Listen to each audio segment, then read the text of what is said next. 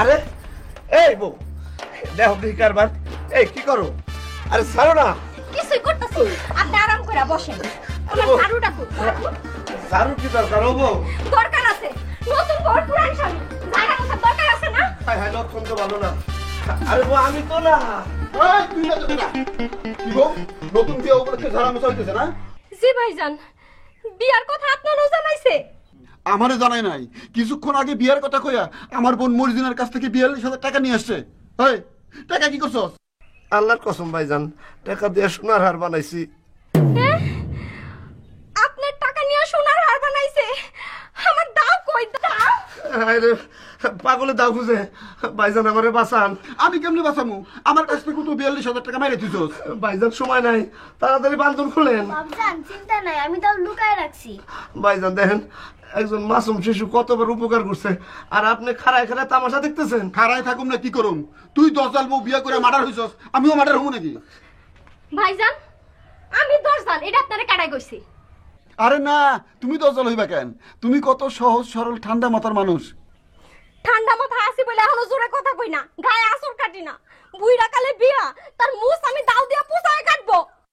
মোষ কাটতে হবে না তুলতুলির মা, আমার মোষ নাই। বিবাহ সে করবে না, আমার জন্য বিবাহ ঠিক করছে। ও সেই কথা আগে কবেন না? আমিও তো কই জামাই আমার সিটার হইতে পারে, কিন্তু যাতে তো বিলাই, তার তো দ্বিতীয় বিবাহ করার সাহস থাকার কথা না। তাছাড়া এই ঠান্ডা মেজাজের সুন্দরী বউ থাকতে বিবাহ করি কোন আক্কেলে? বউ, আমার বান্ধন সহস্ত খুলে দাও। ভাইজান আপনার বিবাহের কথা শুনে বড়ই আনন্দিত হইছি। তুলতুলের বাপ, এতদিন আপনি একটা ভালো কাম করছেন। আমার কি হনার বিয়ার বয়স আছে? থাকবো না কেন ভাইজান?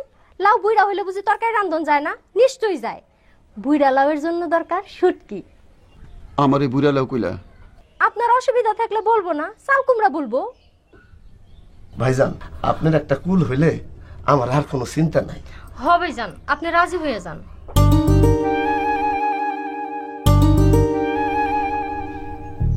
ঘরে মিষ্টি আছে? জি আনো। আলহামদুলিল্লাহ, ভাইজান রাজি হইছে।